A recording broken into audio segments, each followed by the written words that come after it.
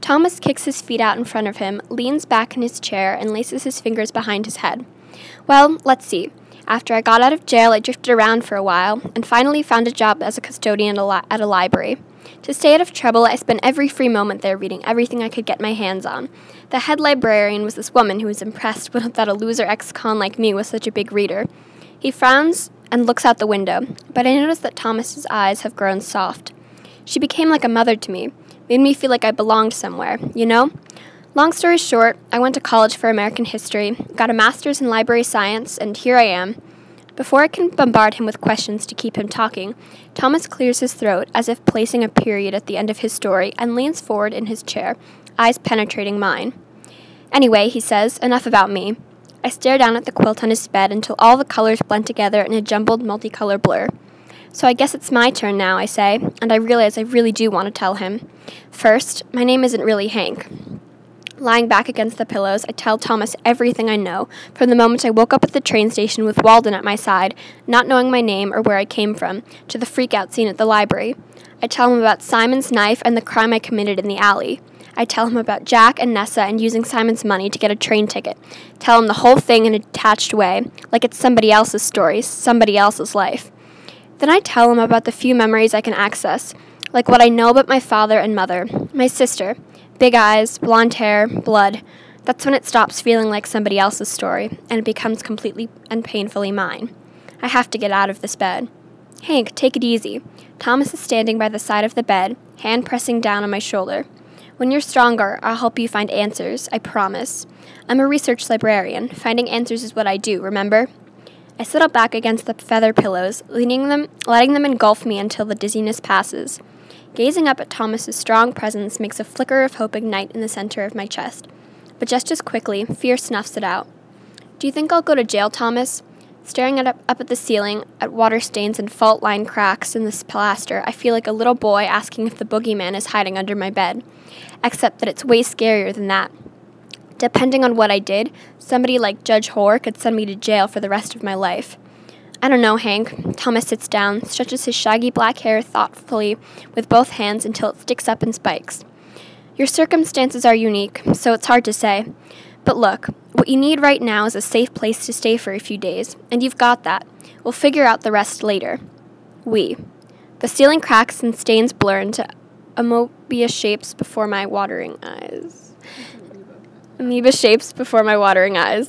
would you do this for me, I whisper. Like I told you, when I was younger, some good people helped me out, and that made all the difference, he says. This is my chance to pay that back. Maybe you'll do the same someday for somebody else. Thank you, Thomas. I swallow hard, brush tears from my eyes before they can drip down my stupid face. So what do we do first? First, get out of this bed and take a shower, dude. Thomas punches me in the arm. You reek. After my shower, I find Thomas out in his driveway, changing the oil in his Harley. I sit on the back steps watching Thomas work. Do I know about engines? Have I ever worked on cars or bikes? Nothing comes, but it doesn't matter. It just feels good to be outside. Warm sun on my face, my arms. It's a relief to have let somebody in at least, somebody who might be able to help me. You know, I've got it figured out, Thomas says after a while, sliding a metal pan under the oil tank. He rests on his haunches and looks at me. I know who you are. Startled, I turn to stare at him. You do? He stands up and grabs a wrench from a neatly organized tool chest on the driveway.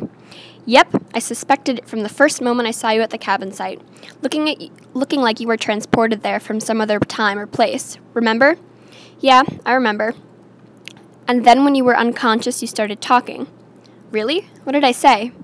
We were quoting entire phrases of Walden, verbatim, which means that I have a photographic memory, that you're Henry David Thoreau reincarnated, Thomas interrupts, pointing his wrench at me triumphantly. I stare at him, my mouth hanging open. I mean, just look at you, he continues. Dark hair, gray eyes, just like Henry, and you know his writing by heart. I think it's a reasonable explanation, don't you? Reincarnated? Thomas, I don't think... Thomas starts to chuckle, and I realize he's just yanking my chain. But then he stops laughing and jabs a finger at me.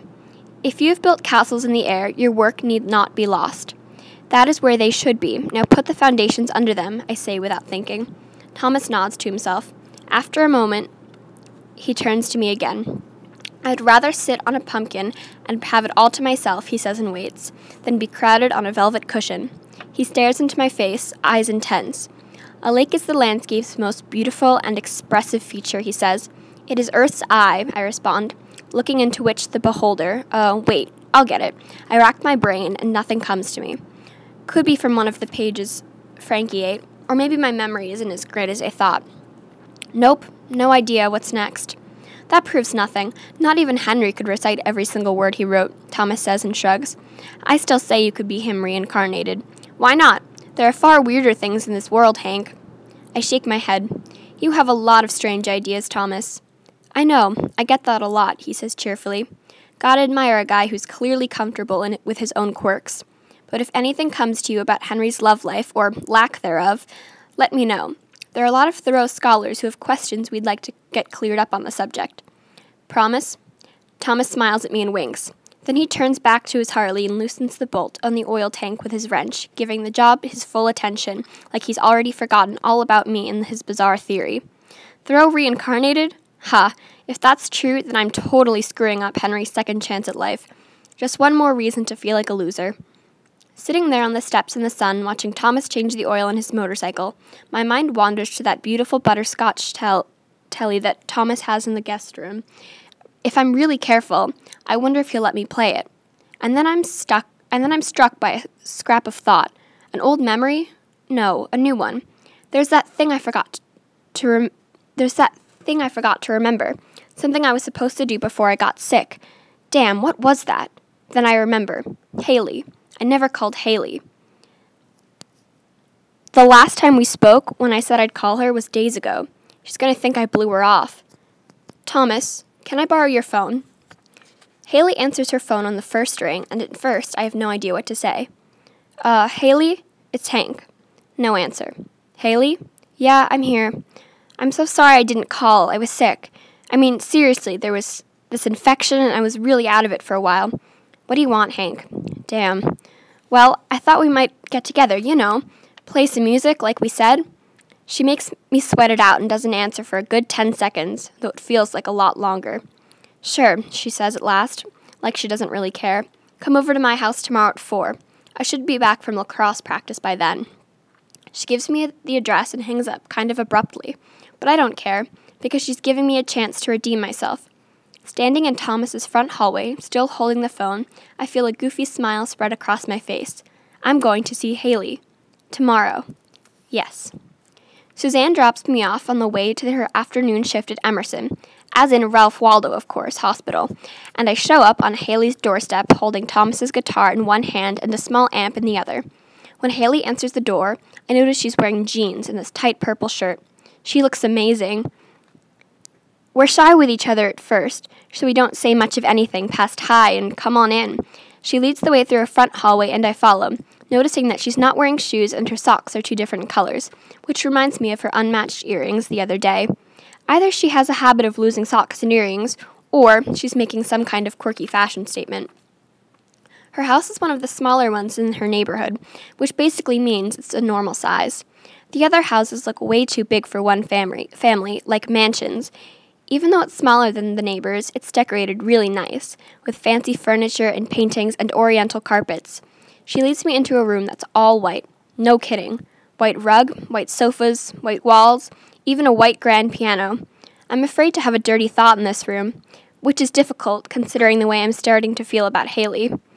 Wow, you could hide a polar bear in this room if you wanted to, I say.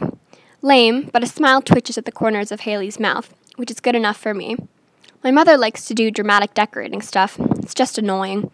She shows me where I can plug in the amp, and then I sit on one of those white sofas and tune up the guitar. Sensing that Haley is not in the mood for small talk, I let my fingers launch into a random tune, just to warm up and get used to the guitar. It plays real nice. Smooth. As I'm playing, Haley finally smiles at me, then shakes her head and bursts out laughing. She has a great laugh. Cute, she says. I stop playing, fingers suspended above the strings. What? That song you're playing. I stare at her and blink like a total idiot. I'm sorry? Come on, Hank, you're kidding me, right? You're playing White Room by Cream. My mom was a big Eric Clapton fan, too. Clapton. Of course. In my real life, I must be a big-time classic rock geek, and this crazy room triggered my muscle memory. I smile at her like, yeah, white room. I meant to do that.